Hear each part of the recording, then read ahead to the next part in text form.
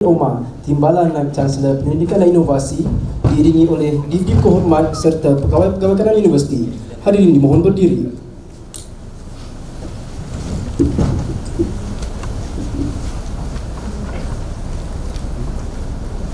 Teknologis Dr. Ghazali bin Omar untuk menyampaikan kata aluan bagi mewakili Naib Chancellor UTM.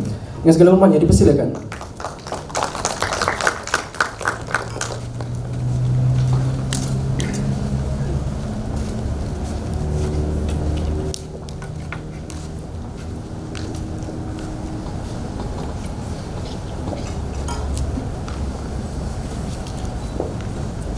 Terima kasih pengacara majlis. Saya di bidang terjun baru setengah jam tadi diberitahu. Yang berusaha Prof.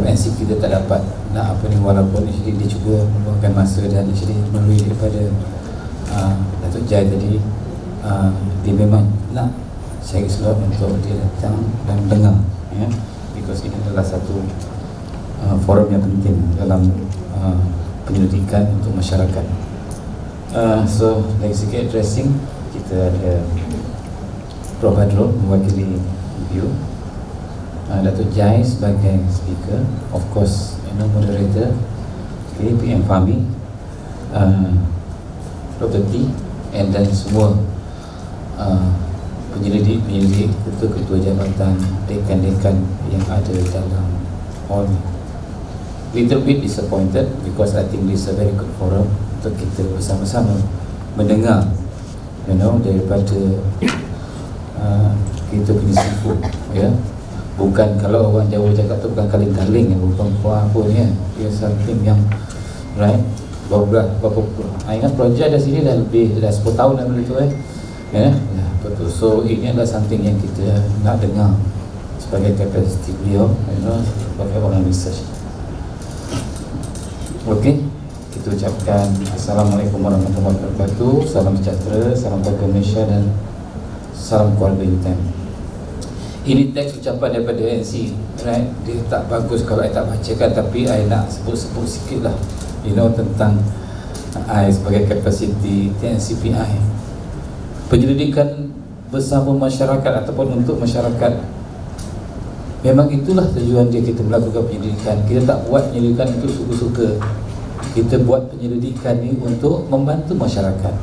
Kita membantu technical community. Kita membantu industri yang juga dalam golongan bermasyarakatan di keliling kita bersama. Kita takkan buat penyelidikan just kata for the sake of just tulis paper, just dapatkan journal, just untuk kenaikan pangkat, tapi kita buat penyelidikan untuk masyarakat. Right? So ini adalah satu topik yang sangat menarik. Bila saya baca dia punya topik ataupun saya tengok, saya mana ada 10 orang daripada pejabat TNCPI yang suruh datang, ada tak sini? Saya dah panggil dia datang. Kalau tak datang nanti nanti kena beri surat dulu sebab kenapa tak datang. Because this something yang kita apa ni, right? Because honestly speaking, walaupun kita ni technical university, bukan RU, bukan research, but then kita tak naklah jadikan kita punya research ni sebagai satu shadow, bayang-bayang aja. Right? Macam kita nampak hantu, kita tak nampak fizikalnya macam mana rupa apa semua, kan kita dapat bayang-bayang. So kita tak kisah. Dan tapi kalau buat penyelidikan ni, kita perlu nampakkan dia, boldkan dia dalam bentuk tulisan supaya kita nampak dengan nyata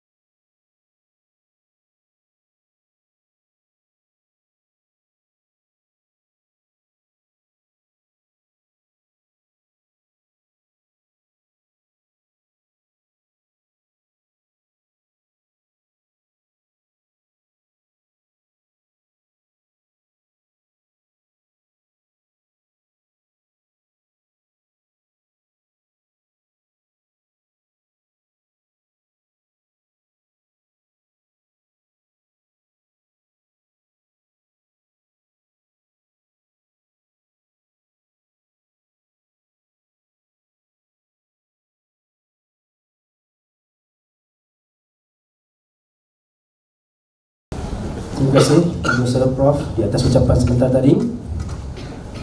Emas tempawan buat putri, busana indah buat rupawan. Sudilah tuan tampilkan diri bersama ucapan kata aluan. Majlis ini diteruskan lagi dengan menjemput Yang Berusaha Profesor Insinyur Teknologis Dr. Ghazali bin Omar untuk menyampaikan kata aluan bagi mewakili Naib Chancellor UTM. Dengan segala hormatnya dipersilakan.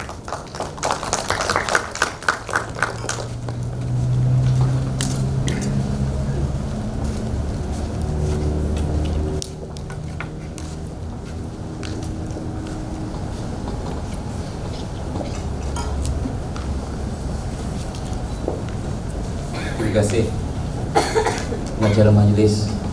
Saya di bidang terjun baru setengah jam tadi diberitahu yang berusaha Prof NC kita tak dapat nak apa ni, walaupun dia cuba meluangkan masa dan melalui daripada Datuk Jai tadi, dia memang nak cari slot untuk dia datang dan dengar, ya, because ini adalah satu forum yang penting dalam penyelidikan untuk masyarakat. So dari segi addressing, kita ada Prof Badrul mewakili review, Datuk Jai sebagai speaker, of course moderator, okay, PM Fahmi,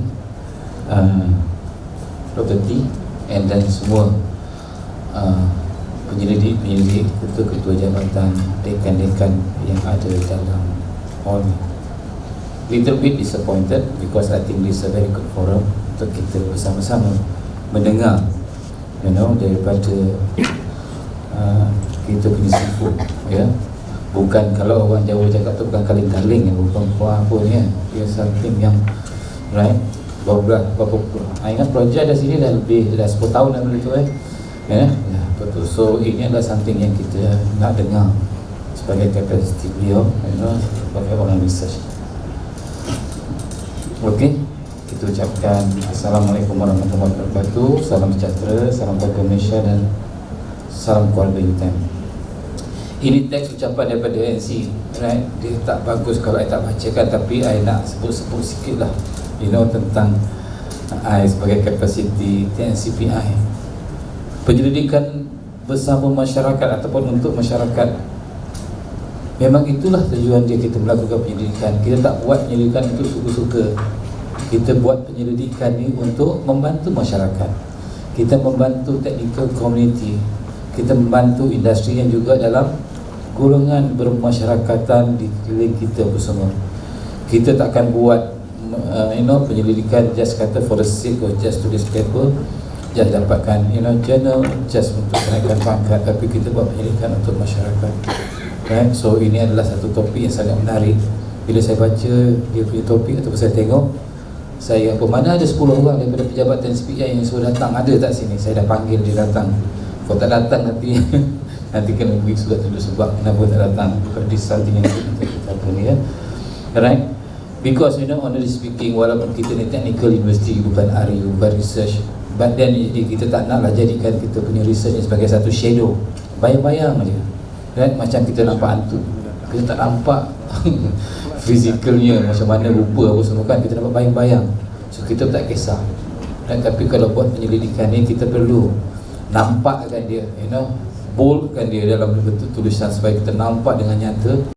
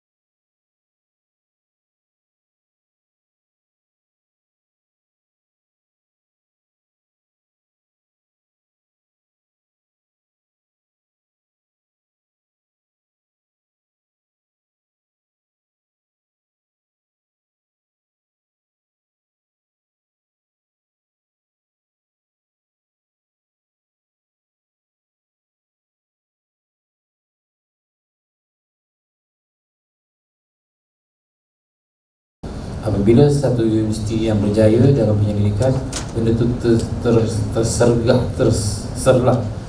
nampak jadi benda-benda tu tak naklah dinamakan shadowing effect. Ini yang kita cuba nak buat lah, ya.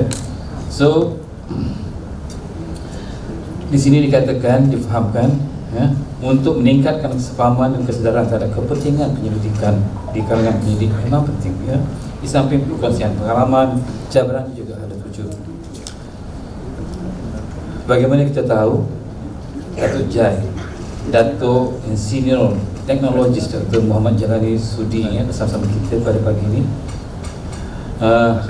Dia bukan itu, kata bukan kaleng-kaleng, bukan sebarangan, sebab dia bukan serve universiti saja, bukan serve di RU Research University, tapi juga berkecimpung dekat KPT, ya, dalam menggariskan apa dipanggil ni, polisi-polisi, garis panduan dasar-dasar tentang penyelidikan, ya.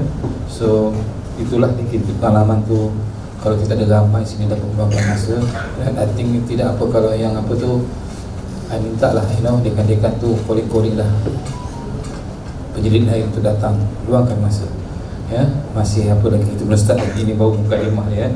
So UTM sebagai universiti teknikal, right, kita nak serve community, dan ini yang penting untuk kita make sure visibility of UTM bukan dari segi kita letaklah UTM tu dekat billboard, kita buat gotong royong, kita buatlah ini untuk masyarakat, dan kita beritahulah dekat masyarakat apa itu UTM, siapa itu UTM, tapi melalui kita punya hasil penyelidikan yang kita serve the community, dia akan terpahat di hati dan akan kekal selamanya. Orang akan kenal UTM. Tak payahlah kita pergi bawa helah di kampung tahu apa itu UTM mana, dia akan lupa, because internalization of UTM dia takkan nampak. Tapi bila kita buat something, penyelidikan untuk mereka, untuk masyarakat, dan dia akan terpahat di hati, dan ini akan berlaku dengan baik. Alright, kita faham penyelidik sebagai satu aset, bukan liabilities untuk kita, right? So kita mesti memastikan whatever agenda penyelidikan yang kita buat bersama bukan just untuk measure MyRA kita, tapi untuk melihat impact of penyelidikan itu dapat dilakukan bersama, ya. Of course, dalam kita punya cabaran di dunia ini, dari segi konflik, perubahan iklim, sumber makanan, ancaman penyakit, kemiskinan dan sebagainya, ini boleh kita selesaikan. Kita boleh selesaikan dengan cara interim, short term, bantu mereka apa semua, tapi tidak kekal. Kita boleh bantu mereka dengan macam-macam cara, tapi tak kekal. Tapi kita boleh bantu dengan move up to the next value chain, of their lifestyle, kehidupan dia boleh kekal. Tapi benda tu tak boleh dimubah sebarangan, kena ada elemen-elemen penyelidikan untuk kita buat semua, ya. So di sini beritahu contoh yang beri impact kepada masyarakat, seperti program Melaka, Smart River, Pertanian Pintar, Bandar Pintar, kembali Suci Yuris masih relevan, dan juga e-becang, ya. So dekat sini dimention lagi saya sebut, right? Okay. So fakulti, pusat, institusi yang ada di sini perlu melaksanakan penyelidikan. Kita ada macam-macam pakar, dari segi teknologi, social science, technical, ICT, yang menurut NC sangat yakin boleh menghasilkan apa yang berimpak kepada masyarakat, supaya kita dapat melahirkan produk inovasi yang beri manfaat kepada masyarakat. Kerjasama dalam semua bidang adalah perlu. Kepincangan dalam satu bidang akan menyebabkan kepincangan terhadap penyelidikan dan inovasi yang dilaksanakan. Menurut beliau, sebagai contoh, institusi mampu menginovasi suatu produk baru tidak akan berjaya sekiranya produk tersebut tidak dipasarkan secara luas dan tidak diguna pakai oleh masyarakat. Beliau juga ingin melihat, ini merupakan satu kelemahan utama. Beliau juga melihat benda ini merupakan satu kelemahan utama di UTM, kerana kita punya inovasi dan produk yang potensi, tetapi tidak oleh kerana pemasaran yang lemah, inovasi dan produk tersebut tidak dimanfaatkan oleh masyarakat setempat. Oleh itu, beliau mengharapkan supaya produk dan inovasi UTM dapat dipasarkan dengan demikian untuk penggunaan dan kemudahan masyarakat setempat.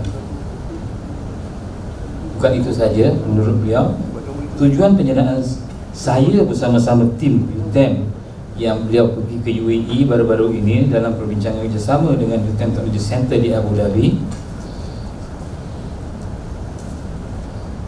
adalah bertujuan untuk mempromosikan atau memasarkan produk-produk inovasi UTM, dan diharap dengan kewujudan pusat ini akan mampu memasarkan produk inovasi UTM dari peringkat antarabangsa dan mampu menyumbang terhadap penjanaan industri. Akhir kata, beliau amat mengharapkan semua yang hadir pada hari ini mengambil peluang mendapatkan input sebagaimana untuk memulakan pendidikan yang berimpak secara langsung kepada masyarakat, terutama dalam komuniti di sekitar UTM. Ada juga pantun, berehat runa di pohon cemara sambil menjamah buah kuini. Buah kuini ni buah yang lama. Penyelidik berkualiti aspirasi negara menjadi pemangkin masyarakat harmoni. Sekian, wabillahi taufiq wal hidayah. Assalamualaikum warahmatullahi wabarakatuh.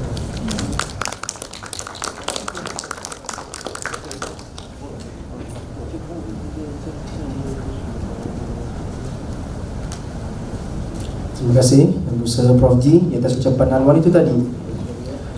Hadirin sekalian, kini tibalah masa yang dinantikan untuk kita memberi sepenuh tumpuan kepada sesi utama pada pagi ini. Saya dengan segala hormatnya menjemput serta memperkenalkan moderator forum pada pagi ini, Profesor Madya Teknologi Dr. Muhammad Fahmi bin Miskun, serta penceramah yang dihormati yang berbahagia Profesor Datuk Insinyur Teknologi Dr. Muhammad Dhani bin Muhammad Noor bagi memulakan forum penyelidikan untuk masyarakat. Dipersilakan.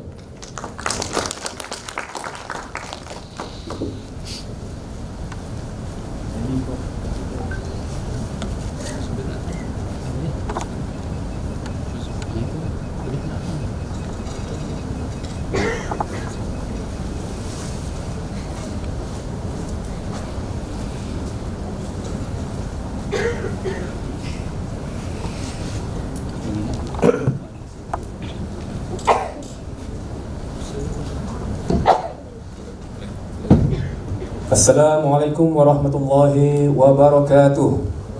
Selamat pagi dan salam sejahtera buat hadirin hadirat yang dirahmati Allah sekalian.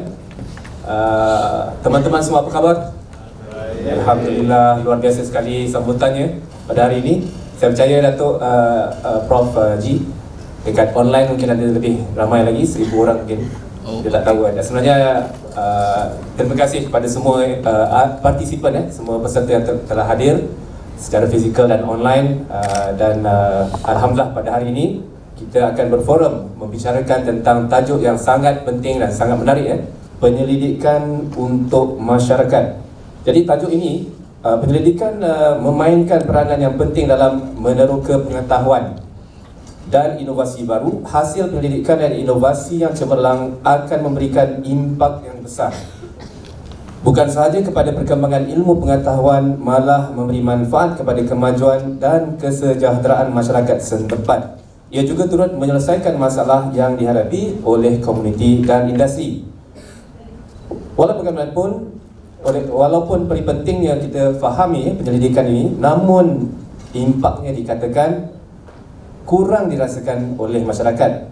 Jadi persoalannya untuk kita bongkar pada hari ini ialah mengapakah penyelidikan ini penting untuk masyarakat. Mungkin masih belum jelas lagi, itu sebabnya ramai yang masih belum lagi yakin dan melakukannya, terutamanya dalam konteks kita di Malaysia pada hari ini. Dan bagaimana kita dapat memasyarakatkan penyelidikan, atau dengan kata lain, menjayakan penyelidikan untuk masyarakat. Bagi membincangkan topik ini pada hari ini, bersama kita pada hari ini tokoh yang tidak asing lagi buat kita dalam dunia penyelidikan. Beliau merupakan, kalau saya bacakan biodata beliau mungkin mengambil masa 3 hari 3 malam. Tetapi saya ringkaskan di sini, dalam konteks penyelidikan beliau pernah menjadi mantan, beliau mantan Timbalan Naib Chancellor Penyelidikan dan Inovasi UTM, dan beliau pernah memegang jawatan Presiden dan Naib Chancellor Universiti Antarabangsa Al-Bukhari. Beliau di Kementerian Pendidikan Tinggi pernah menjadi pengarah satu jabatan kecemerlangan universiti yang merencana hala tuju dan masa depan kecemerlangan, terutamanya dari sudut penyelidikan. Dan semasa di sana beliau menguruskan dana beratus-ratus juta ringgit untuk diagih-agihkan ke ke serata Malaysia. Beliau juga berpengalaman ya, menghasilkan penerbitan beratus-ratus artikel jurnal dan conference proceeding, dan berpuluh-puluh buku, antaranya pernah memenangi anugerah buku negara. Dan tajuknya pada hari ini sangat berkaitan dengan tajuk yang kita akan bincangkan, Wealth Creation from Commercialization of R&D Product. Jadi betul lah kata Prof G, bukan kaling-kaling ya. So dan dalam buku ini juga kita dapat lihat Datuk Jai bukan sahaja menerbitkan buku, tetapi pengalaman beliau ialah beliau memang berdiri apa dipanggil itu sesuai dengan tajuk kita hari ini. Beliau pernah mengkomersialkan produk Simulator System for Vehicle Dynamics and Anthropotechnic Study sehingga sampai tahap commercialization. Untuk itu, mari kita sambut dengan satu tepukan gemuruh dengan penuh meriah sekali Datuk Profesor Dr. Muhammad Jalani Muhammad Noor. Jadi Datuk, sebagai pemula bicara, maksud penyelidikan itu sangat luas betul ya, dan banyak jenis-jenisnya. Maksud masyarakat itu juga luas. Ada kadang-kadang orang mengatakan industri lain, masyarakat lain, ataupun dia sama, ataupun macam mana. Dan masyarakat ni satu dunia pun masyarakat juga, ataupun konteksnya di Melaka atau di Malaysia. Bagaimana Datuk? Apakah maksud penyelidikan dan masyarakat dalam konteks kita pada hari ini, dan apakah pentingnya penyelidikan untuk masyarakat? Silakan Datuk. Bismillahirrahmanirrahim. Wassalatu wassalamu ala asyrafil anbiya'i wal mursalin sayyidina Muhammad wa ala alihi wa sahbihi ajma'in. Assalamualaikum warahmatullahi taala wabarakatuh. Apa khabar semua? Dah makan? Yang saya hormati sahabat saya Prof G, DNCPI UTM, sahabat saya juga Prof Bat, orang kuat yang merencanakan program pada hari ini. Beri tepukan kepada Prof Bat juga. Penuh kepada dia nak mengurus tarikh, nak mengurus penceramah, nak mengurus moderator pun. Alhamdulillah hari ini menjadi kenyataan. Sahabat saya Prof Fahmi, Dr. T, Muhammad Mukrim, dulu kita pernah bertandang juga. Dan saudara-saudara sekalian, ahli akademik UTM yang di dalam dewan ini ada dalam 30 juta, dan di luar sana lagi beratus juta lagi kan. Saya ucap terima kasih atas kecaknaan tuan-tuan, puan-puan semua. Sebab ini saya fikir tajuk yang evergreen lah, evergreen, everlasting. Sejak dari zaman saya muda lagi orang dah bincang tajuk ni, sampai aku nak bencin pun bincang lagi. Jadi mudah-mudahan adalah sedikit sebanyak pengalaman yang mungkin saya boleh share. Sebagai penyelidik, saya pernah jadi penyelidik. Saya pernah mentadbir penyelidikan juga di UKM, di RU. Pernah mentadbir penyelidikan di KPT, The Whole Nation, untuk Malaysia. Kemudian mentadbir juga penyelidikan di UTM. Dan sekarang ni balik jadi orang biasa balik lah. Maaf saya tak ada pantun hari ini. Saya punya pantun Prof dah ambil. Jadi saya terus saja bertajuk. Soalannya tadi adalah spektrum, apa dia penyelidikan dan sebagainya. Kalau saya tanya tuan-tuan dan puan-puan, even moderator ya, Prof Amin, anda faham tak apa beza antara penyelidikan dengan kajian? What is the difference between research and studies? Mungkin ramai yang tak perasan ramai, kalau especially kalau kita cerita dengan orang industri, dia kata dia buat research, tapi sebenarnya dia bukan buat research, dia buat studies. So sometimes kita confuse yang mana satu research, yang mana satu studies, yang mana satu development dan sebagainya. So sebagai permulaan dari mukadimah yang baik, kita sebagai pendidik perlu juga welcome Prof Zul, TNCA, perlu juga faham spektrum penyelidikan ini, dari mana kita diri kita sekarang yang dalam kita bertendang di campus dan sebagainya, kita ada kat mana ya. Sebab kalau kecuali anda tahu anda berada di mana, anda tak akan tahu anda akan pergi ke mana. Ulang suara.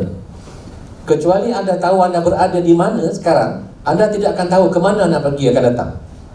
Because it always start with your starting point. Always start from where you are.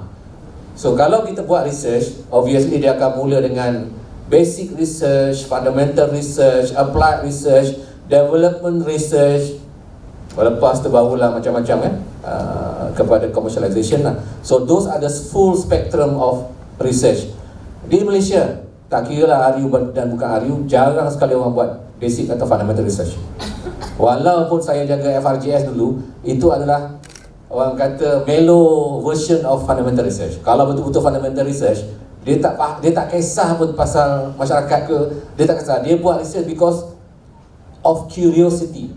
Kenapa buah apple tu jatuh ke bawah? Ada tak explanation? Ada tak perkara yang boleh kita guna untuk menterjemah atau menerangkan macam mana buah apple tu boleh jatuh ke bawah? Dia tak jatuh ke atas. So dia buat research based on curiosity, tapi akhirnya impactnya kepada masyarakat. Kalau kita study sekarang laser, wifi dan segala macam teknologi yang ada sekarang ni, permulaannya research adalah based on research because passion orang yang buat research tu terhadap ilmu itu sendiri. Tapi akhirnya dia menjadi sesuatu yang bermanfaat kepada masyarakat setelah disambung oleh orang lain pula. Jadi kesinambungan ini yang perlu kita faham. Kita sekarang berada di mana dalam rantaian antara penyelidikan kepada masyarakat. Kalau kita tak faham rantaian, kita tak tahu kita di mana dan kita tak tahu macam mana nak pass the baton. Takkan kita nak buat semua sekali daripada A sampai Z.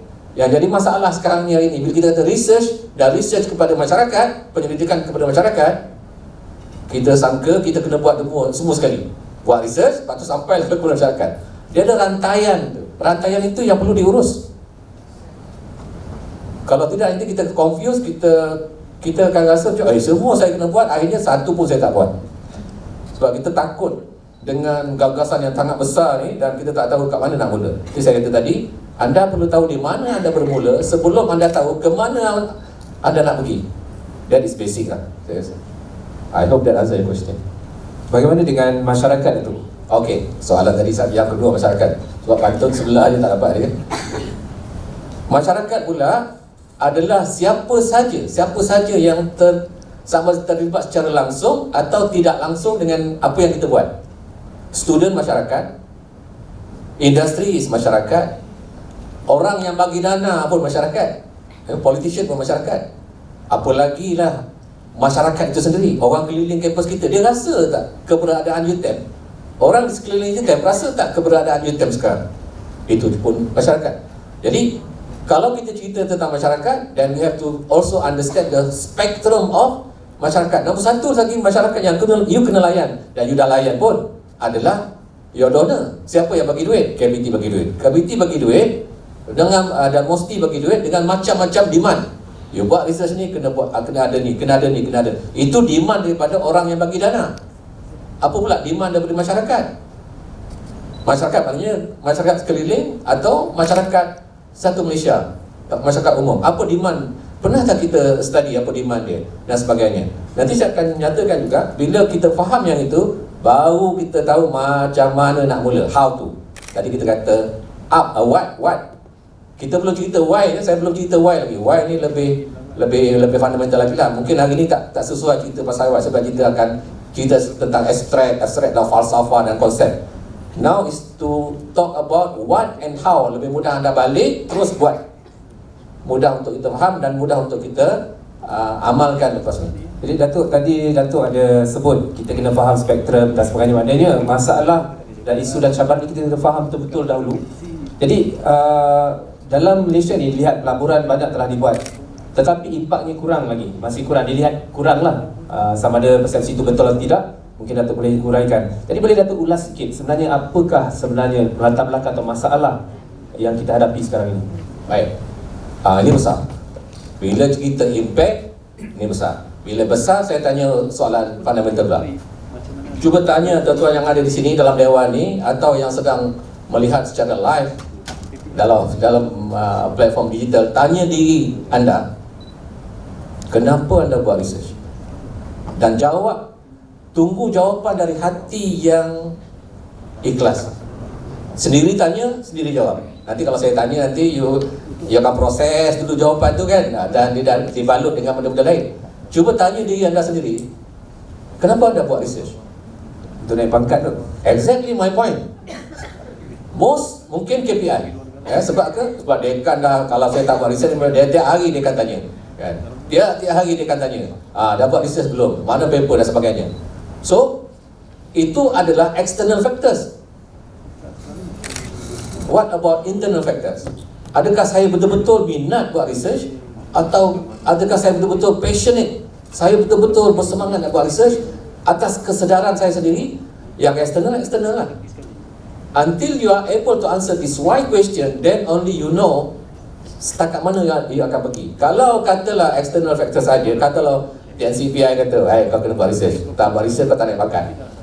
Baik, itulah yang akan dapat. Itulah yang anda akan dapat. Dia akan kata publish paper, 2 paper setahun, lepas tu baru boleh cerita pasal naik pangkat. Setakat itulah yang anda akan dapat. Anda akan dapat 2 paper, kemudian anda isi borang, anda naik pangkat, anda akan dapat pangkat. So what's next? Apa lepas tu? Yang apa selepas itu kena datang dari dalam, bukan dari luar. Itu soalan yang saya tanya awal tadi. Why do you do research? And ask yourself and dig inside. Why exactly you do research? Then you know the answer. Tepuk dada, tanya selera. Jadi Datuk, kalau saya dapat reflect daripada situ, kita memang diminta oleh dalam untuk yang beragama Islam ataupun agama lain pun semua diminta untuk membuat menyumbang kepada masyarakat, jadi khalifah dan sebagainya. Jadi mungkin itu tujuan tu, dan kita bertuah sebab kita berada di satu tempat kerja kita ni memang senang-senang boleh nak menyumbang kepada negara lah, masyarakat dan sebagainya. Begitulah Datuk tujuan intrinsik ataupun internal factors. Jadi saya cuba nak fahamkan Datuk tadi, itu dari segi keinginan individu tu sendirilah. Bagaimana pula seperti saya boleh rujuk dalam buku ni Datuk buku ni sangat bagus kalau saya boleh iklankan sikit. Wah, dia promo sikit. Buku ni ditulis oleh Muhammad Jalani Muhammad Noor, kita punya panel pada hari ini, Dr. Nur Ain Ismail dan Dr. Safiah Siddiq, dan boleh didapatkan dalam penerbit UTEM lah Dan kalau dalam kita lihat dalam buku ni telah digariskan satu perkara tentang perlunya satu kefahaman pengetahuan yang bukan sahaja dari sudut teknikal, but also managing business and entrepreneurial skill. Dalam konteks commercialization, maksudnya pengetahuan yang setakat apa yang kita bagikan kepada pensyarah-pensyarah penyelidik dan sebagainya. Kalau kita lihat, kita dihantar untuk buat kedoktoran, kebanyakan buat PhD, belajar buat original contribution kepada pengetahuan, tetapi sangat sedikit tentang bagaimana akhirnya kita nak memberi manfaat kepada masyarakat. Itu latihan yang kita dapat secara formal. Jadi kalau itulah, adakah mungkin menjadi seperti yang Datuk jelaskan dalam buku ni, kita perlukan pengetahuan tambahan ataupun macam secara sistematiknya universiti tidak menyediakan pekerja-pekerja dia, penyelidik-penyelidik ini untuk menyelidik untuk masyarakat. Baik, itu soalan yang menarik lah. Kalau kita lihat tuan-tuan dan puan mungkin ada yang pernah ada niat nak komersialkan dan ada mula komersialkan dan rasa perit membuat komersialkan, lepas tu tak jadi dan sebagainya. Ada yang mungkin yang teruskan dan ada yang mungkin berjaya juga lah.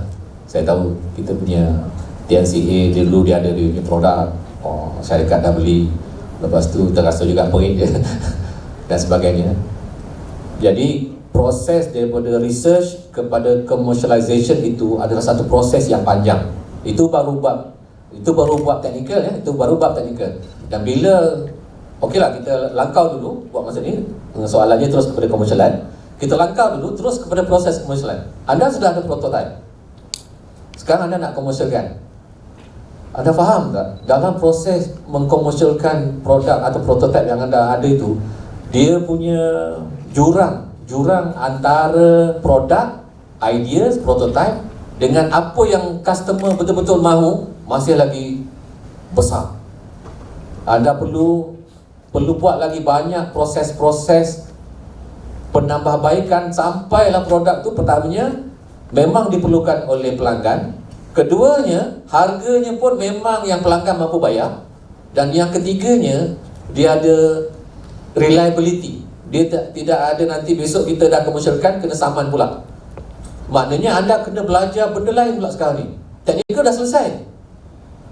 Bila anda nak komersialkan produk, tiba-tiba anda kena belajar law, anda kena belajar marketing, anda kena belajar finance, anda kena belajar costing, anda kena belajar how to pitch, belajar buat iklan pula. Jadi masalahnya sekarang ni, kita memang ditrain 30 tahun buat research, dapat PhD, dah technical, done, settle. Kita ada research, kita ada produk, kita ada prototype, done. Tapi ada banyak benda lain sebelum prototype dapat dijual dengan keuntungan. Banyak ilmu lain yang kita kena belajar rupanya. Jadi masalahnya sekarang sebab ini, saya fikir kena ada satu pasukan di universiti. Saya punya falsafah dari dulu senang saja. Not everybody should be doing everything, but somebody should be doing something. Jadi di universiti kena ada satu pasukan yang boleh facilitate. Tak semua orang kena ada ilmu ni. Tak semua orang kena ada ilmu macam mana nak pitch, ilmu nak kena tahu macam mana law yang kita kena nak jaga, ilmu marketing dan sebagainya. Tapi kena ada orang yang tahu. Kalau ada satu tim atau satu pasukan di UTM yang memang pakar dalam hal ni, tim inilah sepatutnya yang akan jadi pemudah cara kepada proses itu. Jadi siapa juga yang ada idea, bincang, dan dia akan bagi you nasihat, perundingan dan sebagainya, sampailah nanti produk itu menjadi dikomersialkan lah. Jadi maksud saya macam tu. Tak semua orang kena belajar semua benda, tapi kena ada orang yang boleh memainkan peranan itu. Inilah strategic analisis atau strategic initiative yang kita kena ada lah di UTM especially. Dan pasukan tu tak semestinya terdiri pada academician yang dipinjamkan juga, Dato' ya. Sebab saya rasa itu satu bebanan. Ya, Sebab dia akan ada kepentingan dia, Dato'. ideally ya. Yang idealnya dia faham yang idealnya dia faham dua dunia. Ini ibarat ikan yang berenang kan, dia ikan air masin dengan ikan air tawar. Kita bayangkanlah dunia akademik ni air tawar.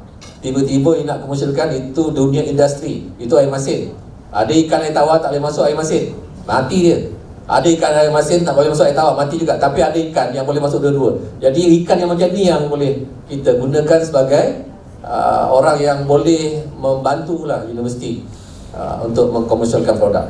Baik, Dato', sebenarnya saya tanya tu sebab dalam realiti di UTM dan di mana-mana universiti, orang yang sama lah yang akan meruskan dua-dua tu. Dia sendiri ada KPI dia sendiri. Ya. Jadi adakah ini merupakan satu juga punca masalah, tidak ada satu fokus? Maknanya saya kena makan dulu untuk diri saya, nak kenyang dulu kan. Dalam masa sama saya kena bagi makan orang lain juga. Macam tu, Dato'. Bagaimana boleh komen sikit, Dato'? Ni mungkin dari segi isu memang practically memang berlaku. Ya. Ini dekat mana-mana berlaku, bukan hanya di UTM tapi semua aktiviti berlaku lah kan. Jadi kita kena berjiwa besar lah, Bagi saya simple saja macam tadi lah. Kalau dah kita anggap kerjaya kita ini sebagai sejadah dalam hidup, tak ada masalah konflik of interest. Tapi kalau kita gunakan kerjaya sebagai kepentingan diri, memang banyak masalah silo tadi lah. Konflik of interest akan berlaku. Pasang niat dengan betul. Jadikan anda punya kerjaya itu sebagai sejadah dalam hidup anda, banyak masalah selesai. Kita main peranan je, Kalau betul-betul kebetulan dalam tu kita boleh dapat advantage, so be it. Kalau tidak pun kita serve orang. Memang kita gunakan itu sebagai untuk kita serve orang lain. Betul, Dato'. Saya setuju. Dan sebenarnya soalan saya tadi bukannya menekan kepada konflik of interest. Kadang-kadang dia sebenarnya cuba menjadi orang yang terbaik, iaitu dia cuba memenuhi KPI dia dan dia cuba untuk memainkan peranan untuk sebagai facilitator kepada proses pengkomersialan tadi. Bukannya dia ada niat-niat yang lain, cuma dia tidak fokus dan akhirnya yang terkorban adalah sistem itu sendiri. Maknanya dia tidak fokus, itu poin saya. Okay. Jadi kalau dia fokus, mungkin itu ideally lah. Maknanya dia tidak ada KPI lain, dia tidak perlu mengajar dan sebagainya. Dia bukan pensyarah pun. Dia boleh uruskan, sebab benda bisnes ni tak semestinya pensyarah yang buat kan. So saya percaya model-model universiti yang macam besar-besar yang biasa dengan commercialization seperti MIT, Dia punya pasukan tu bukannya pensyarah yang buat perkara tersebut. Itu yang pertama yang saya tutup sebagai punca utamanya ialah tidak fokus. Ya, menarik lah. Ini sangat menarik. Kenapa berlaku begitu? Mengikut pengalaman saya dah lihat senario di RU dan saya lihat senario di UTM. Kita bincang UTM hari ini. Di UTM ni kita adalah universiti kecil, ya, universiti kecil. Bila kita universiti kecil, kita punya champion tu tak ramai, critical mass tak ramai. Jadi orang itulah juga yang kita nak harap. Orang ni boleh buat ni, dia lah juga yang boleh buat tu. Jadi kita terpaksa gunakan seadanya lah siapa-siapa di UTM ni yang kita boleh panggil untuk bantu dalam itu. Kebetulan bila critical mass tak ramai, orang itulah juga akan buat banyak benda lah. Jadi management of resources, human resources pun agak penting supaya tidak berlaku beban yang tidak seimbang lah. Jadi kemungkinan buat masa ni kita kena ada banyak program untuk create more champions. Kita kena banyak program untuk menghasilkan lebih banyak juara-juara di UTM supaya UTM nanti dia ada ramai yang boleh memainkan peranan itu. Saya fikir ini sangat penting, terutamanya kita ada banyak di UTM, kita ada banyak sangat PTJ di UTM yang buat training. Tapi dia punya synchronize tak ada. Ya, patutnya kita ada. Okey, yang PTJ ini training bab apa? Ini bab apa supaya nanti semua domain-domain kritikal yang kita ada tu ada champion.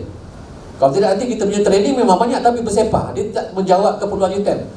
Find out apa keperluan UTM sekarang ni, di mana yang kita kurang orang, kita latih orang ke arah itu. Maknanya we have to learn to create more champions di UTM. Kalau di universiti yang besar, dia tak ada masalah tu. Dia ada ramai profesor, dia ada ramai juara. Apa je nak buat, dia mesti ada orang yang boleh buat. Dan dia tak perlu nak berebut-rebut satu. Yang keduanya dia tak perlu nak mencari-cari. Dan yang ketiganya tidak ada konflik. Aku pun nak buat ni juga, nanti KPI lain yang disuruh buat kerja lain. So benda tu berlaku dalam universiti seperti UTM lah. But it's a transition. Ini adalah proses kepada sebuah institusi sebelum dia berdewasa lah, saya fikir. Jadi kalau begitu mungkin strategi untuk universiti yang kecil, sederhana dan universiti yang RU yang besar mungkin berbeza Datuk ya. Approach kita berbeza dan mungkin kita punya harapan, hasrat dan sebagainya pun kena disesuaikan.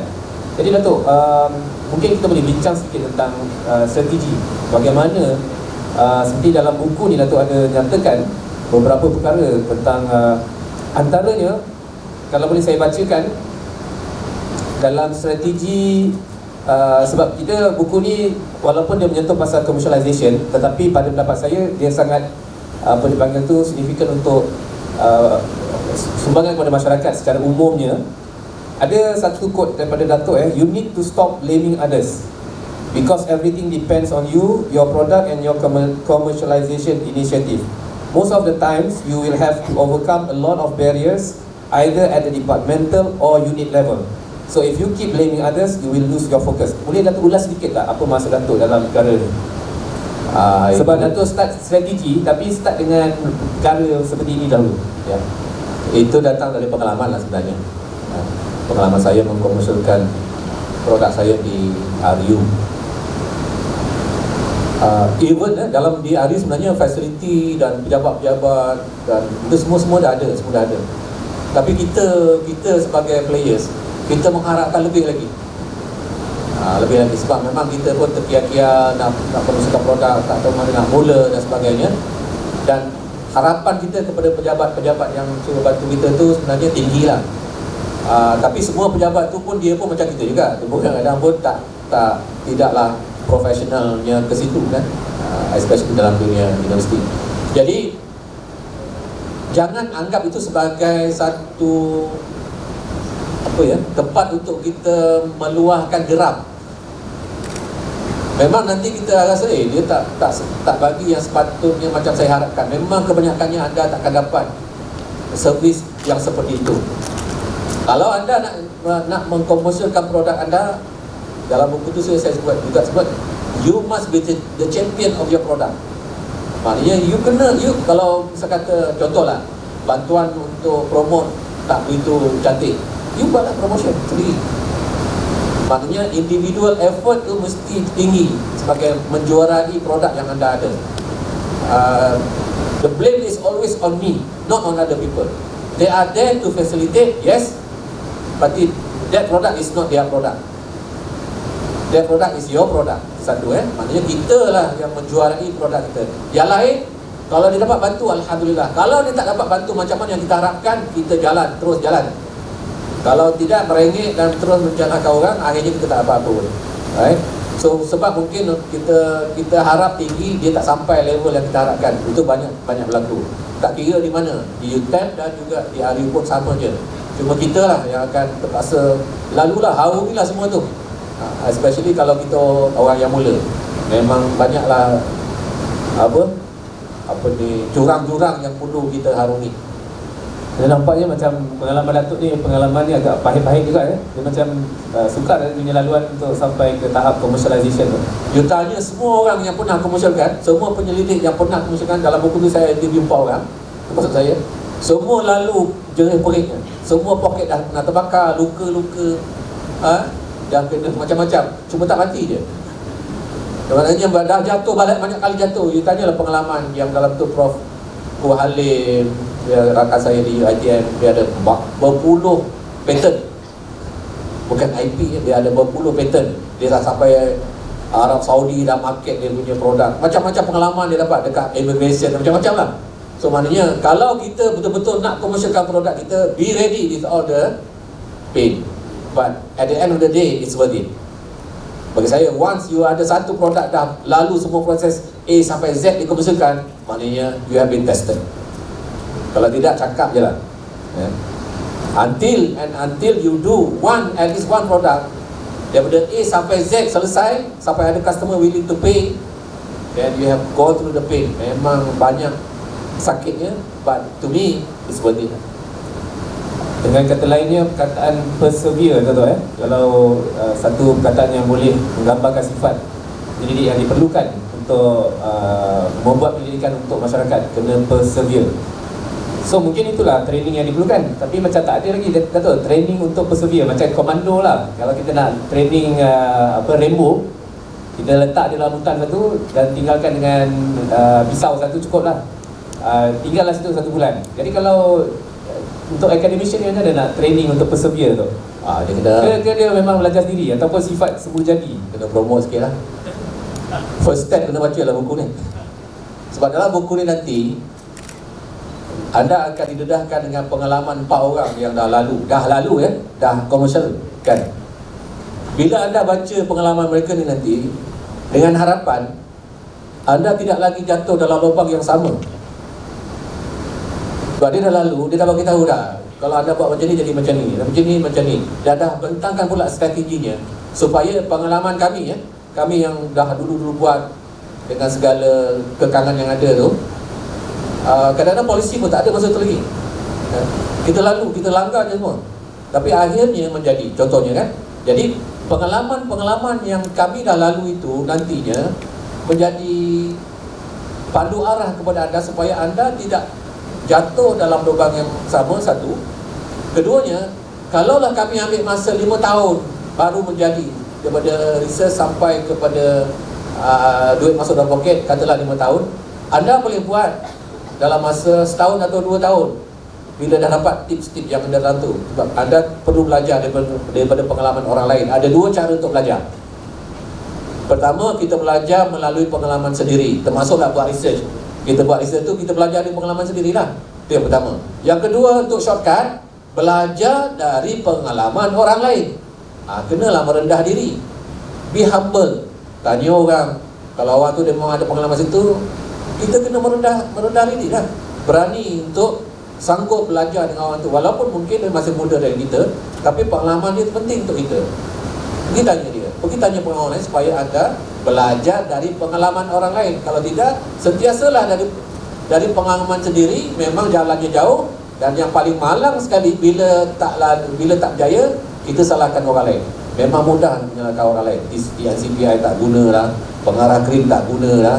Yang guna siapa? Aku seorang yang guna. Biasanya orang yang berjiwa kecil, orang lain keliling semua salah, kecuali dia. Itu tanda kita berjiwa kecil. Kalau orang yang berjiwa besar, tak apa, dia mungkin ada kelemahan, saya pun ada kelemahan, saya yang perlu baiki diri saya. Itu orang berjiwa besar. Dia akan lihat apa kelemahan dia yang dia perlu perbaiki berbanding asyik nak menunjuk jari pada orang lain. Itu saya fikir kena faham.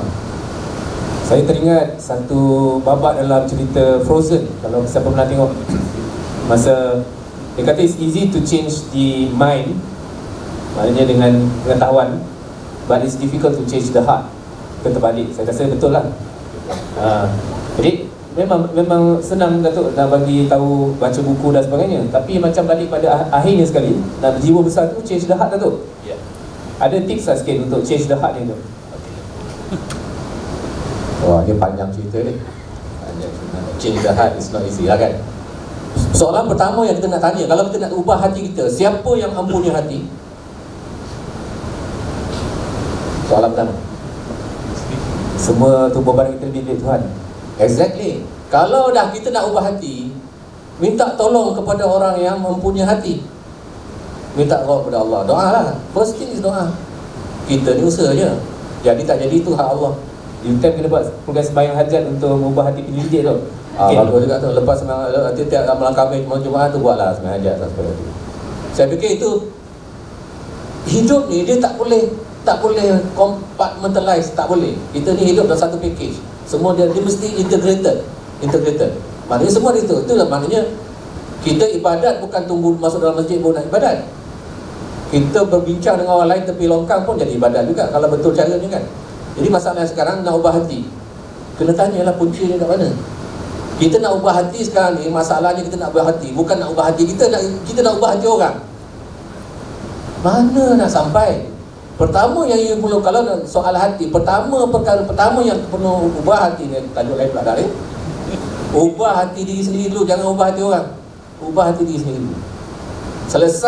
Kalau kita selesai dengan hati kita, aman dunia ni. Kalau semua orang berusaha untuk perbaiki hatinya setiap hari, aman dunia ni. UTM ni pun aman. Yang masjid ni menyesalah hari ni, di UTM dan di mana-mana pun sibuk nak betulkan hati orang. Hati sendiri, aku okey lah. Cuba betulkan hati itu sendiri, tengok ke dalam, nampaklah nanti macam-macam yang kita kena betulkan. Dah kalau semua orang sibuk membetulkan diri dia, amanlah dunia ni. Itu saja formula saya lah. Simple but very practical.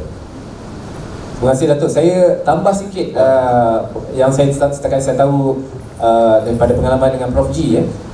Prof G juga menunjukkan contoh dengan cara dia create champion. Datuk pun dah sebut saya create champion. Di create champion dia ajak sikit-sikit orang, kawan-kawan yang sekeliling saya sendiri tak berpeluang lah sebab sibuk dulu kan. Dr. Herman, Dr. Zaki, sikit-sikit akhirnya pemikiran, fikrah, jiwa yang besar dan sebagainya tu dia berpindah daripada seorang model kepada seorang junior researcher yang akhirnya akan sikit-sikit lama-lama jadi bukit lah nanti. Jadi itu macam mana Datuk? Adakah itu satu cara yang mungkin boleh kita praktiskan di sini, adanya konsep mentor, mentee, dan dia buat satu-satu daripada awal sampai habis, kemudian move on pada yang lain pula. Ya, itu bukanlah seperti yang Prof Hamid kata tadi. Dia bukanlah perkara yang boleh kita buat. Dia adalah perkara yang mesti kita buat. Cuba bayangkan ya, cuba anda bayangkan sekarang ni, cuba bayangkan siapa juara dunia yang kita ada di Malaysia. Kita ada Lee Chong Wei, Datuk Lee Chong Wei, kita ada Nicole David, kita baru ni kita ada yang menang 4 kali juara silat di Melaka kan. Cuba tanya juara-juara dunia itu. Jangan, kalau nak tanya, kalau nak belajar, biar belajar from the best. Tanya juara-juara dunia. Ni kita cerita juara dunia ni. Dia boleh menjadi juara dunia, adakah dia sendiri seorang? Dia mesti ada support system. Support system is very important. Research macam tu juga. Kalau kita nak jadi juara dalam penyelidikan, the support system important. Tadi tu support system lah. Rakan-rakan RG, rakan-rakan dalam COE, rakan-rakan dalam fakulti. Kita kena belajar supporting each other, bukan competing with each other. Yang jadi dia masalah di UTM, saya akan terus terang ini. Kita salah di UTM ni, kita compete among orang kita kat UTM. Kita punya competitors bukan dalam UTM. Memanglah kita kena compete juga, tapi your real competitors dekat luar tu. Jadi untuk kita jadi juara peringkat nasional, untuk kita jadi juara di peringkat kebangsaan, di peringkat dunia, kita kena belajar supporting each other. Walaupun kita compete dengan kawan-kawan kita satu fakulti antara tu, tapi at the same time kita kena belajar sokong dia. Bila dia nak pergi keluar, kita sokong dia. Itulah kaedah yang sepatutnya kita ada di UTM ni. Dan itulah di situ bila kita sebagai pengurusan tertinggi, saya share lah pengalaman saya di UTM sebagai SPI, dan saya sangat sukalah, bangga hari ni Prof G pun ada kat sini, Prof Zul pun ada, supaya mereka nanti boleh ambil some tips lah kan. Dalam kita merangka support system ni, 3 layer ni kena ada.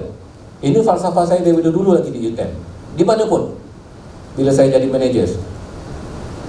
Pertama, you kena siapkan structure kena betul. Itu yang kita buat. Kena ada, dulu kita punya Center of Excellence, kita ada RG, kita ada pengurus, kita ada coordinator, bla bla bla bla bla bla lah. Kita ada KRIM, kita ada UCC. Itu structure. Kena ada structure. Maknanya di UTM tak ada masalah dah tu. Structure dah okey. Yang kedua, lepas structure yang ada, kena ada sistem. Dulu kita tak ada sistem, kita tak ada instrumen nak ukur RG performance, kita buat. Kita ada sistem Myra dah ada. Kita ada sistem yang lain-lain lah. Kita ada dokumen mengurus entiti penyelidikan di UTM. Pernah buat dah tu. Maknanya itu sistem level. Belum ada polisi, buat polisi. Belum ada cara, buat cara. Belum ada jatah kuasa, itu sistem level. Itu yang kedua.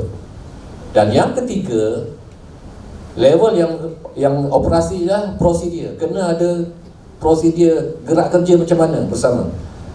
Jadi kalau kita nak susun strategi di UTM untuk kecemerlangan, 3 layer ni perlu diurus. 3 layer perlu diurus. Dan saya nak kena share sikit lah. Saya share sikit. Tapi untuk jaga hati, saya buat in general saja. In general. Di UTM contohnya, kita kena faham bila ada masalah, bila timbul problem, kalau bahasa Jawanya, bila timbul masalah problem, kena faham nak selesaikan tu level mana. Sebab saya pernah lihat, pernah berlaku masalah problem tu berada di peringkat operasional. Masalah problem tu berlaku di peringkat prosedur dan operasi. Tapi yang kita selesaikan di peringkat struktur, kita tukar struktur. Salah tu. We have made that same mistake dulu. But I think we should not make that mistake.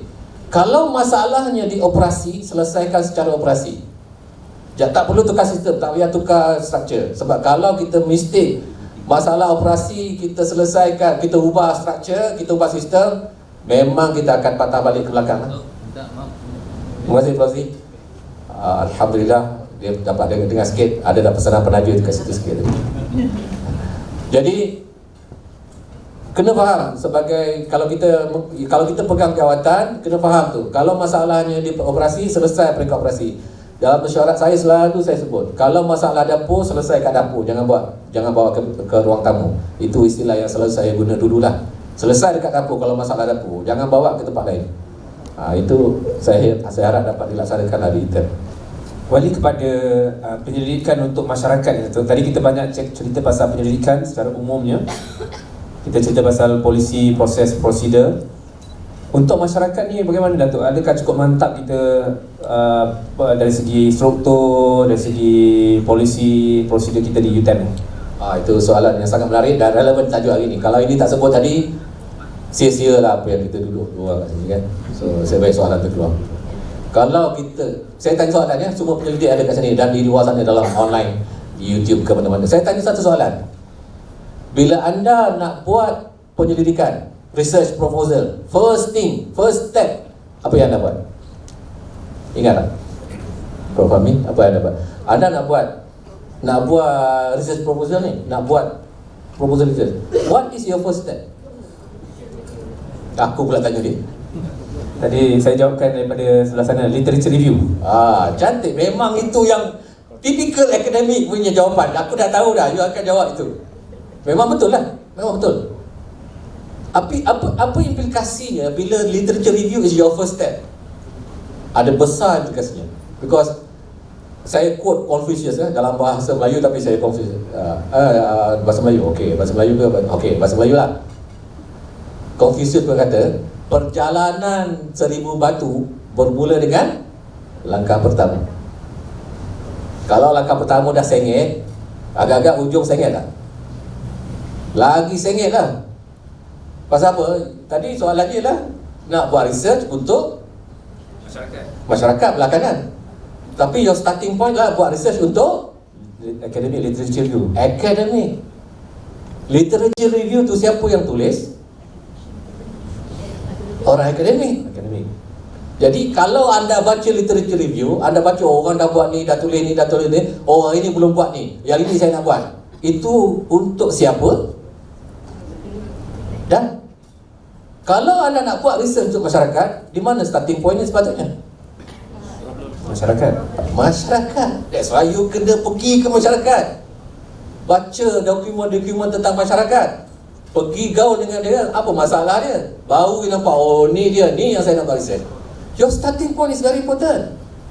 Yang jadi isu sekarang, starting point dekat sini, you kata you nak buat kat sini, ada dikotomi kat situ, ada masalah besar dekat situ, ada gap yang perlu diurus. Kalau nak buat research akademik, so be it. Itu literature review is the first step. Tapi kalau nak buat research di masyarakat, saya dah tengok contoh-contoh di Thailand dan sebagainya. Profesor buat research dengan petani, dan petani yang nasihatkan profesor. Boleh faham? Sebab dalam dunia dia lagi pakar. Ini berlaku di Thailand. Saya masa urus dekat Malaysia dia betul, kita kajilah, tengok, wow, terperanjat. Saya terperanjat. Patutlah dia maju.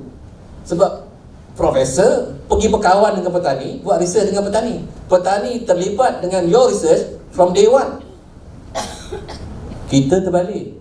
Kita pergi buat literature survey, kita buatlah kita punya proposal, kita dapat grant, dah dapat dah idea prototype, baru pergi jumpa petani. Kan terbalik tu. Tiba-tiba petani kata, ini aku tak perlu. Dah kita marah petani tu lah, kita dah ada idea nak bagi tolong dia orang tak perlu. Memanglah dia tak perlu. You jumpa dia the last day, the last segment baru nak jumpa dia. Selama ni ada gap. Kalau you nak buat research untuk society, dengan industri pun sama, engage dengan dia orang from day one. Bagus lagi, libatkan dia orang dalam your team. Kalau bukan sebagai penyelidik yang akademik, tapi sebagai penasihat, kata, oh sebenarnya yang ni kan kami tak perlu sangat ni, kami lebih perlu yang tu. Then you know from day one, jangan buat research tu, sebab dia tak perlu. Kalau you tunggu hujung-hujung, I made the same mistake. Kalau you tunggu hujung-hujung baru nak tunjuk dia, ni prototype saya, dia kata, saya tak perlu, minta maaf. Saya kena repair saya punya research dulu, 2 tahun baru selesai. Saya buat research untuk industri, tiba-tiba saya dapat prototype, saya dah buat prototype saya. Saya buat seminar macam ni lah, panggil orang-orang industri yang contoh kononnya akan jadi saya punya pelanggan. Saya terperanjat, orang kata terkeja beruk lah, istilah orang kampung kan. Tiba-tiba dia kata apa, saya punya partisipan dia kata, kami tak perlu ni semua. Dan kebetulan waktu itu kita ada masa, saya ada buat printer semua, saya print soalan, 5 soalan. Jam tu juga saya design questionnaire, 5 soalan untuk dapat, okey, apa yang anda perlu, berapa yang anda sanggup bayar. Baru saya tahu, oh okey, ada gap. Yang saya buat yang ni, yang dia perlu lain. Saya terpaksa 2 tahun repair that mistake. I don't want you to make the same mistake. Kalau you betul-betul nak buat research untuk masyarakat, from day one buat research untuk masyarakat. Bergabung dengan dia, berhubung dengan mereka, bergaul dengan mereka, cerita dengan mereka, dia akan cerita kat you masalah you, dia apa. You have the knowledge, but you don't know where to put your expertise into place. Get them involved with you from day one. Then at least you save a lot of time nanti. Bila dia dah mula dah engage dengan you, bila dah siap prototype, dia dah ready nak accept your product. That is the way to do it. Itu pengalaman saya lah. Jadi begin with the end in mind. Dengan end in mind tu adalah masyarakat. Dan mungkin ada sedikit dari segi operasinya, di situ yang saya dapat nampak masalahnya ialah Dato' menurut pengalaman saya lah, bila kita bergaul dengan masyarakat dan mencari masalah daripada masyarakat itu sendiri, kadang-kadang masalahnya itu tidak sampai ke tahap penyelidikan. Macam Dato' cakap tadi, apa beza penyelidikan dan kajian? Dia sampai tahap kajian saja. Jadi bagaimana, adakah kita patut be selektif ataupun kita teruskan sebab peluang ni datang sekali-sekala tu Ya. Okey. Ini soalan dah mula soalan yang sangat operasi kan, dah sampai praktikal. Bila kita engage dengan masyarakat, dengan industri, for that matter, dengan orang yang kita sangka mungkin akan jadi kita punya partner, jadi kita punya klien. Jangan pergi jumpa dia tanya apa masalah kau. Itu macam kurang asam lah, ya? Kurang adab. Adabnya lah, mari kita berkawan. Saya belanja you makan, yang kita makan je, borak-borak je, borak biasa je, borak biasa. Bila dia dah percaya dengan kita, dia akan keluarkan masalah dia. Kita tak payah tanya. Masa tu lah peluang, tunggu opportunity. Bila dia sebut, kita okey. Kalaupun bukan kita yang akan buat research tu, mungkin kawan kita, mungkin dia punya masalah tu tak sesuai dengan kita punya expertise. Tapi kata, oh saya ada kawan, dia bidang ni, dia pakar benda, nanti saya perkenalkan, nanti kita cubalah tengok mana-mana yang boleh. Maknanya kita kadang-kadang bila bergaul dengan masyarakat, bukan kita yang dapat direct project tu, kawan kita, tapi kita ni sebagai orang yang bantulah, kan? Tujuannya tadi serve, we serve the society. Serve society tu tak semestinya kita punya projek, mungkin kawan kita punya. Jadi masalah sekarang ni, oh ini bukan bidang aku, daripada aku bagi dia bidang dia, baik aku simpan ke diam je, kan jadi masalah. Itu tadi, kita kena berjiwa besar lah. Dan jangan terus tiba-tiba 2 hari kawan dah terus nampak opportunity tak. Kadang-kadang setahun kawan boleh cerita masalah dia. Ada orang dia lambat nak percaya kita, especially orang industri. They will test you first. Tapi kalau dia nampak you memang expert dalam you bidang, lepas tahun bergaul dengan dia, you tak payah tanya, dia akan bagi tahu masalah dia kat you. Saya pernah ada orang call, industri call, saya ada masalah dekat kilang saya, ada masalah vibration gini-gini. Macam tu ya, sebab kita dah kenal kita, dia dah tahu siapa kita. Satu phone call solve the problem. Ada yang buat aircon dekat waktu saya di Bangi tu, syarikat, tak payah sebut syarikat lah kan. Sebab dia dah kenal kita, dia ada masalah, dia terus call je, saya ada masalah ni, saya punya produk ni, customer asyik komplain, rasa terlalu rosak. Kita buat test dalam lab saya. Rupanya memanglah dia one of the component tu, dia ada resonance frequency. Selesai masalah macam tu je. One test selesai masalah dia, customer pun happy, saya pun happy lah. Sebab ada fulus, dia happy lah kan. So maknanya kadang-kadang kalaupun dia tak ada duit, tak apa, kita serve je. That is your investment lah.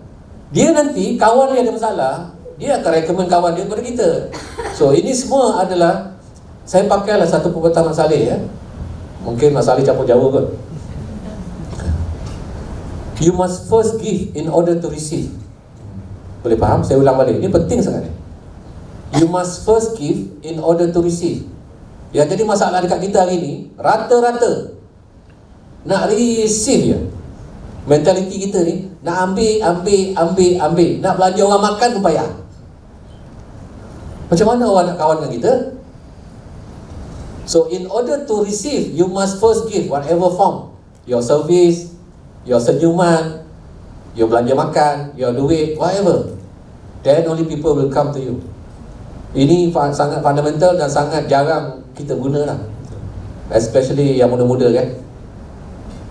Betul, masa bercinta memang kena banyak belanja makan. Tahu tak apa. Lepas tu dia pula belanja kita makan. So kita, betul tak bila dah kahwin, betul lah kena. Okay, so dah cinta kahwin pula lah. sebab memang ada tersebut dalam buku ni pasal kahwin. Ada.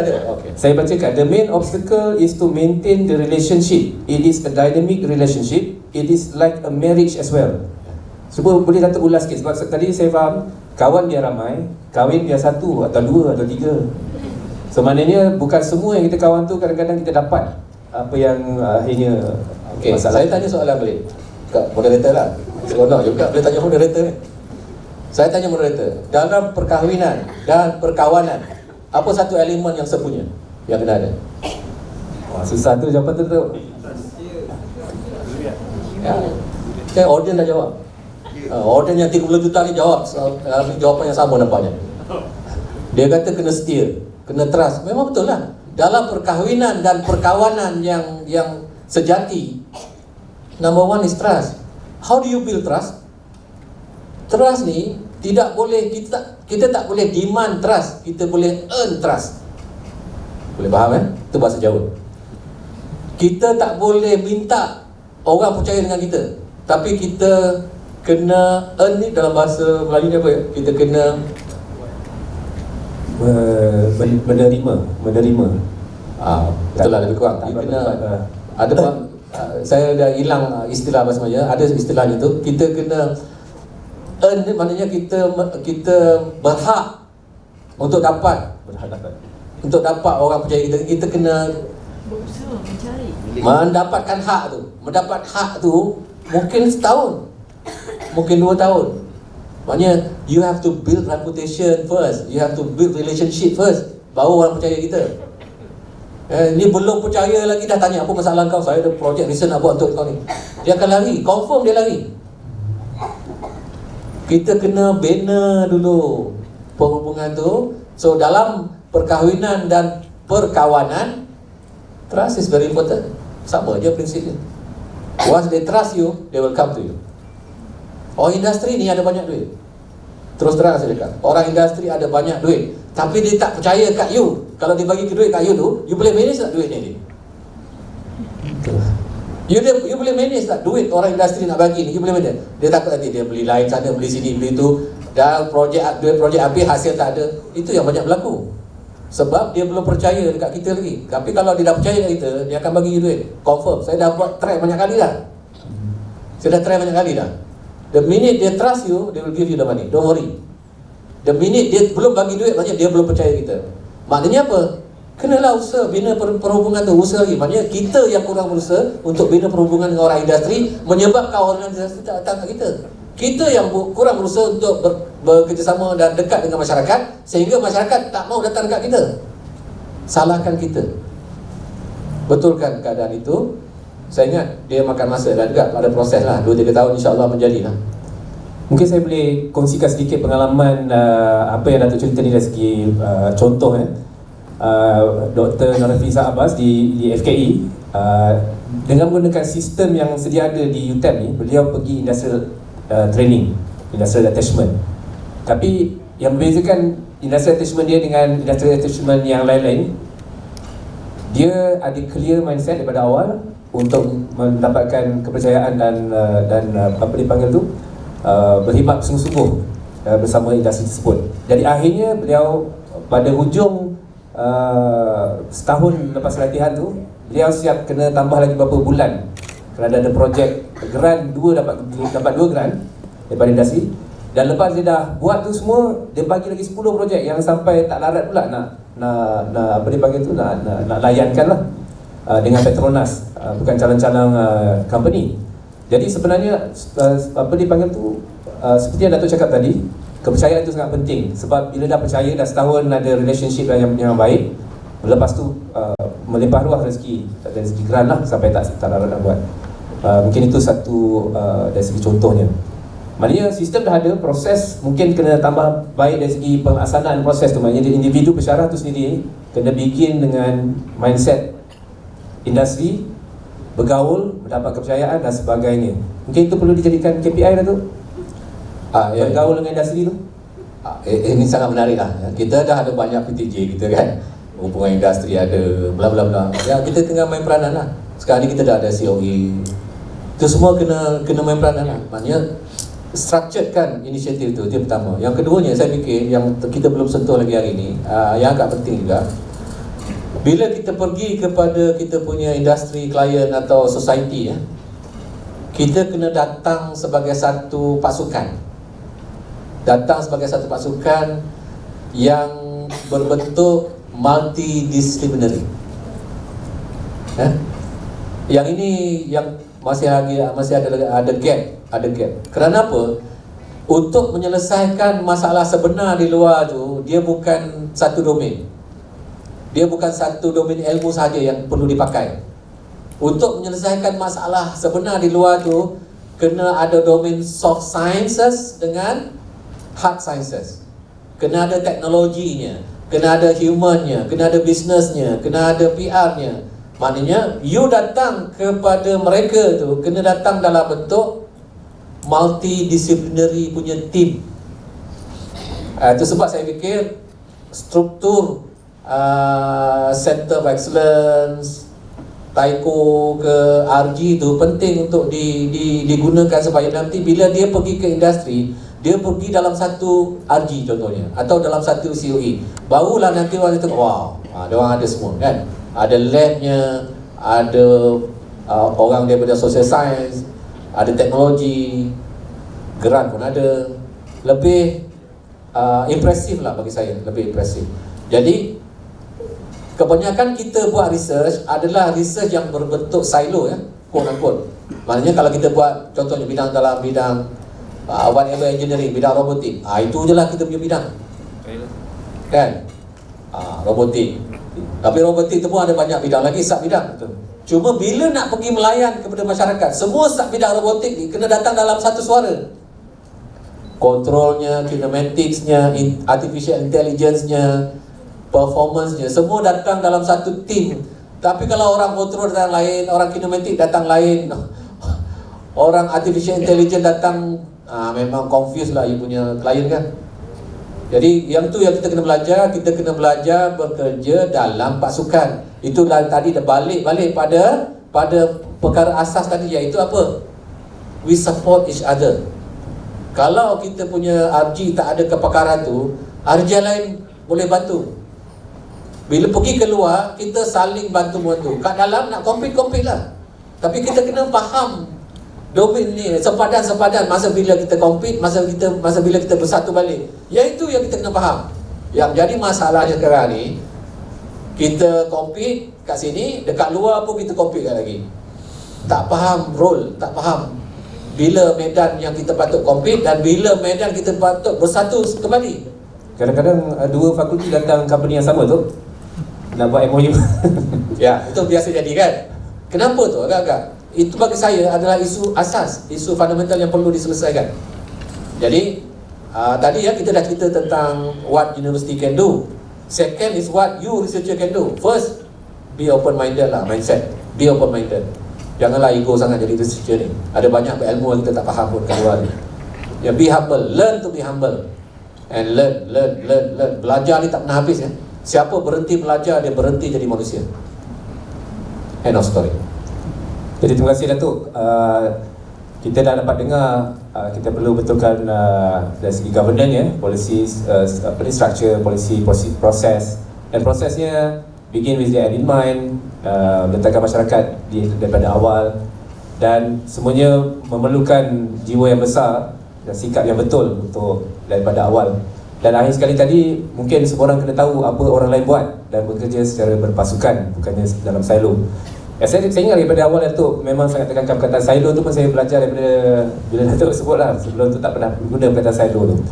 Jadi Datuk, masa begitu mencemburui kita sekarang dah pukul 12.30 dan kita akan memberi peluang juga kepada semua audience para peserta untuk bertanyakan sedikit soalan. Jadi kenalkan diri dan mungkin boleh tanyakan soalan. Datang dari mana juga. Silakan, siapa yang ada soalan kita boleh mulakan sekarang mungkin sampai 12.50. Ada apa-apa soalan daripada Facebook? Siapa boleh cek kalau ada soalan daripada Facebook?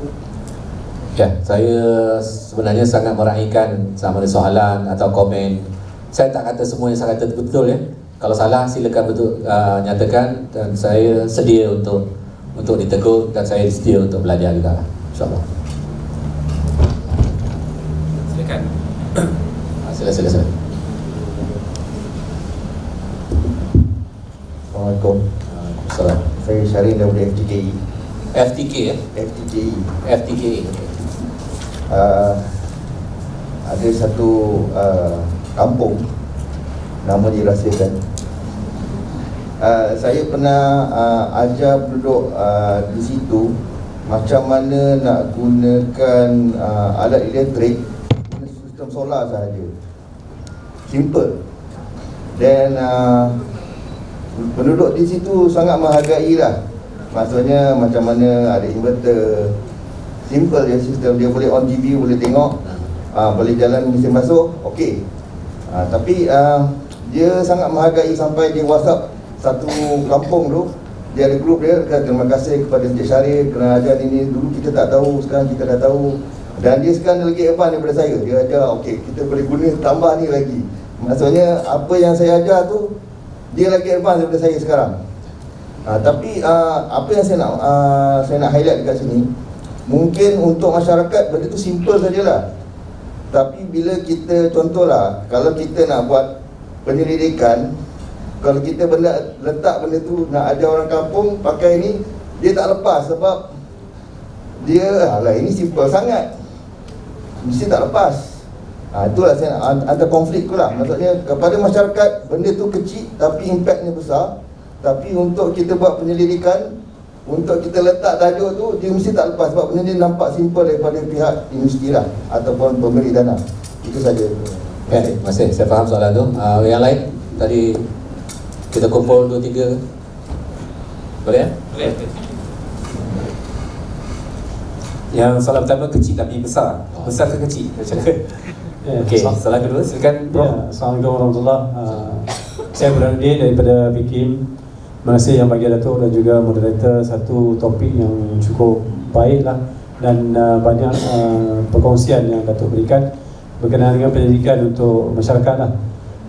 Tapi kalau kita tengok konflik on modern society, konflik on community on modern society ni, contohnya saya dulu pernah pergilah ke Indonesia di mana kita dijemput untuk menggunakan drone bagi kegunaan pertanian, bagi petani. Jadi kita pun pergilah dan kita lihat contoh penggunaan drone ni di Thailand contohnya adalah komersial lah, di mana dia produce very high volume agriculture product dan sebagainya. Jadi kita pergi ke Indonesia, kita bawa kontraktor lah ataupun vendor drone free bersama researcher ke sana. Dan if we look at the modern society, they have many conflict, especially on business tycoon dan sebagainya, yang mana bila kita berikan penyelesaian, jadi ada banyak konflik di kalangan business tycoon ataupun even politicians ni, yang mana research untuk kemajuan masyarakat kita lihat ada sekatan lah. Yang mana kalau kita lihat researcher, kalau di industri contohnya ataupun academician, mereka lebih telus. Mereka terus direct to the point and then they come up with the solution, with the problem statement that they have, with the RQ, and then they come up with the objectives and then they give certain solutions. But for the implementation, not that easy. Jadi mungkin Datuk ada pengalaman yang lama dalam bidang ni, mungkin boleh kongsilah penyelesaian yang boleh kita ambil untuk menyelesaikan konflik. Terima kasih. Baik, terima kasih. Ada lagi? Mungkin Datuk boleh jawab dengan dulu.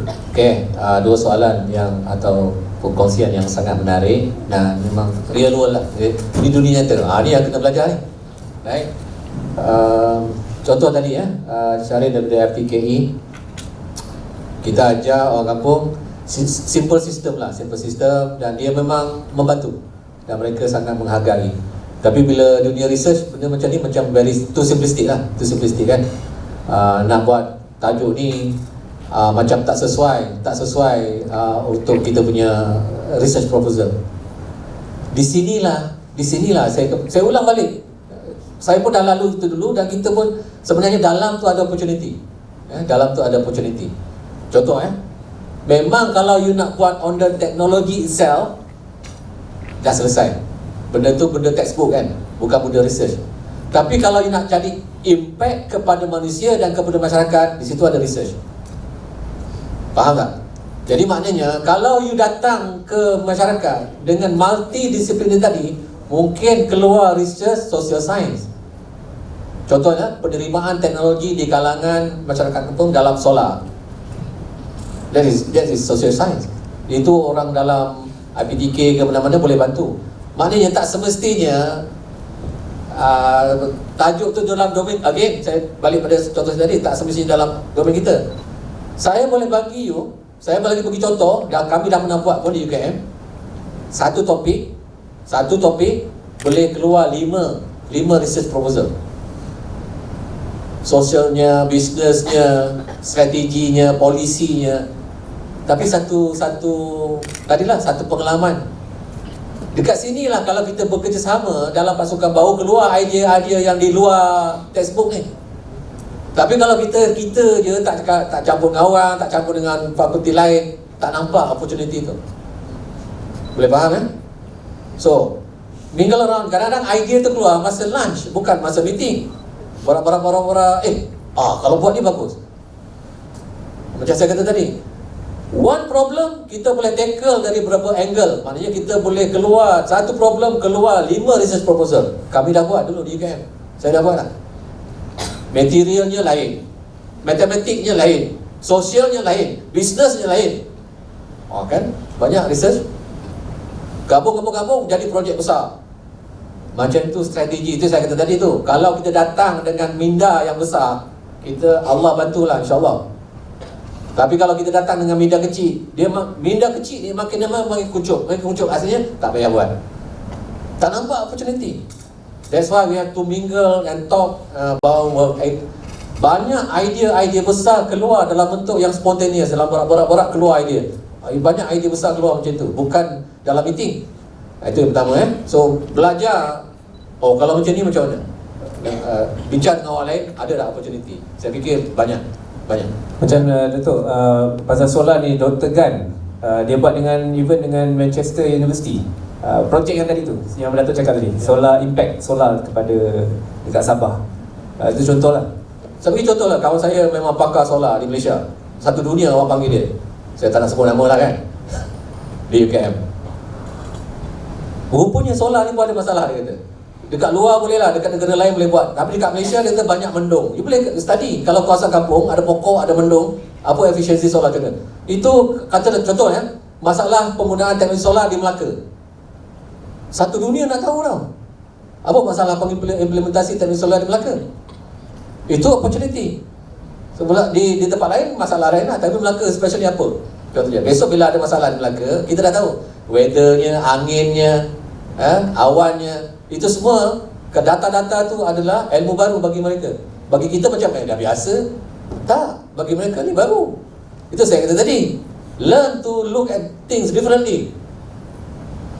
Opportunity kat mana-mana ada. Cuma kita mungkin buta hati lah. Itu yang pertama. Saya pergi kepada soalan yang kedua. Prof Burhan fikir modern society ada banyak konflik. Saya ambil contoh UTM cukup. Pengalaman saya di UTM. Mula-mula grup yang nak ni research waktu tu saya TNCPI. Ni kita cerita UTM senang nak belajar kan. Ambil contoh luar dan ambil contoh UTM. Mula-mula grup yang nak buat solar beca tu tak nak buat solar beca. Saya sebagai TNCPI terpaksa kuntau minda lah dengan grup tu. Psycho dia sampai kata okey kita buat. Akhirnya jadilah teknologi solar beca UTM. Daripada tak nak buat sebab dia dah selesa dengan elektrika, dia ada kereta elektrik, tak payahlah buat solar beca ni. Buat masanya kita mana ada beca. UTM tak ada beca. Dia kata maksudnya researcher kita lah. Saya TNCPI masa tu. Kita nak suruh dia buat solar beca, solar dia tak nak buat.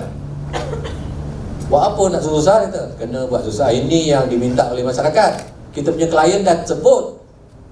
Tapi kita sibuk silo. Kita ada kereta elektrik, kita wawarkan je lah kereta elektrik ni. Dah orang dah minta. Jadi akhirnya saya kena psycho. Guna puntau minda lah. Buat. Bila dah buat, dah jadi, dah cantik, dah masuk surat khabar. Ambil gambar masuk surat khabar. Tak boleh nak implement kat Melaka. Pasal masalah tadi lah. Rupanya dekat, saya cerita terang-terang ya, rupanya dekat sana yang nak menerima tu dia ada banyak grup. Elemen-elemen lain masuk lah. Okay, fine. Kita teruskan, kita buat dekat Terengganu. Kita nak masuk pasukan tu. Terengganu yang offer, buat kat Terengganu. Bila buat kat Terengganu masuk surat khabar, dah orang Melaka komplain pula. Kenapa tak buat Melaka dulu? Lah. Nampak tak? Itu semua real world. Dan kita kena urus secara berhikmah. Jangan marah-marah. Belajar PR. Tak apalah, dia tak boleh buat sini, kita buat tempat lain.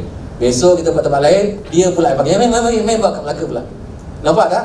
So sometimes kita kena very tactful, jaga hati orang. Ini semua skill-skill di luar sana yang kita kena belajar balik lah.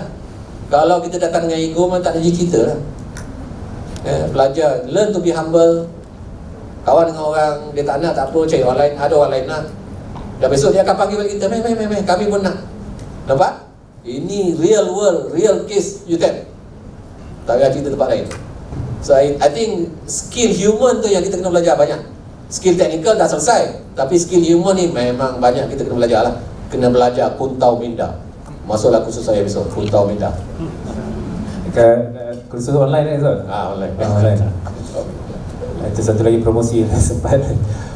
Okey, kita ada masa lagi untuk satu soalan. Kalau ada satu soalan yang balik tak boleh tidur nak tanya. Kalau tu ramai dah. Faizal ada. Cakap tak ada soalan.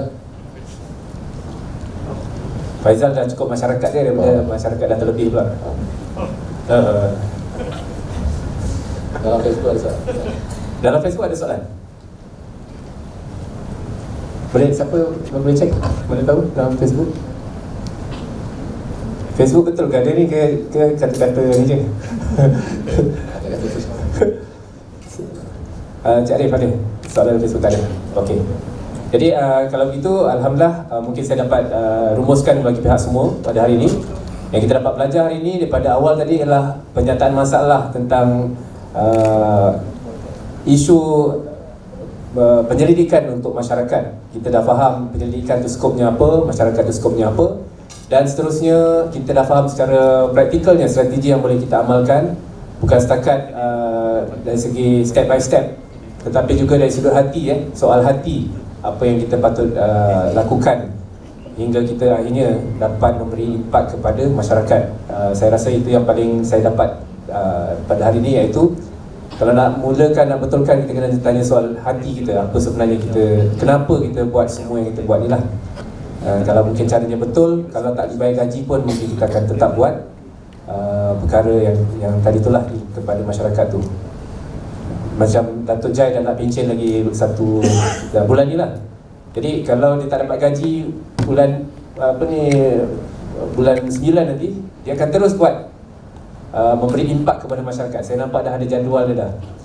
Apa panggil tu, hasil-hasilnya, pemikiran dan sebagainya. Still walaupun dah tidak bekerja dengan Unitem, masih memberi impak kepada masyarakat. Jadi itulah mungkin yang paling penting sekali kita mulakan.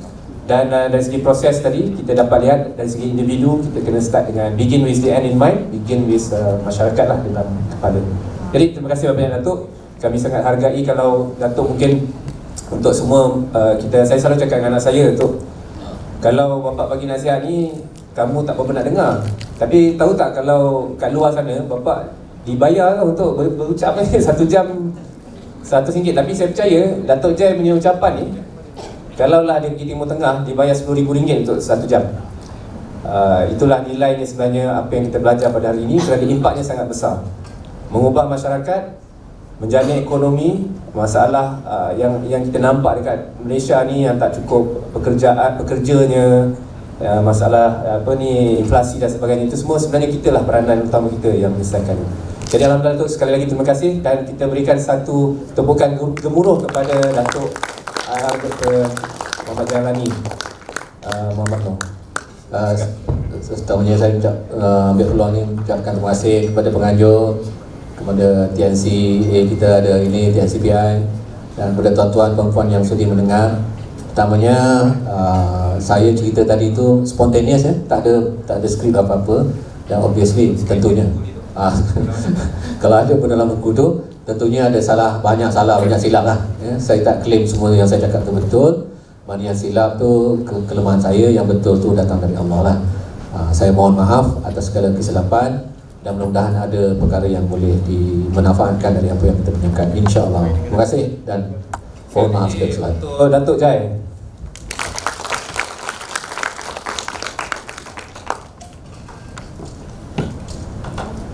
Mungkin selepas ni kita ada program. Terima kasih. Terima kasih kepada Yang Berbagi Datuk dan kepada pihak Merata Fahmi, dan dimohon untuk Yang Berbagi Datuk dan pihak Merata Fahmi untuk kekal berada di atas pentas bagi sesi penyampaian cermata.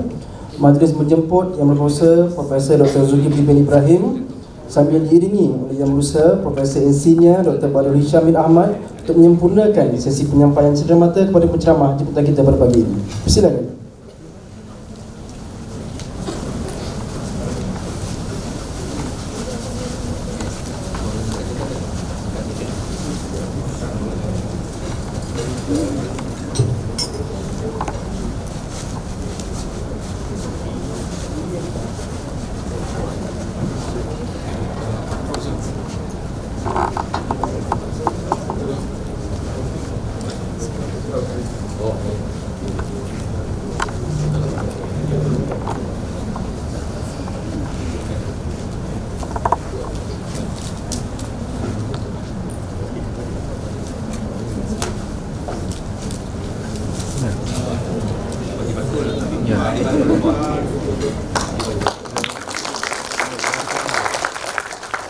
Terima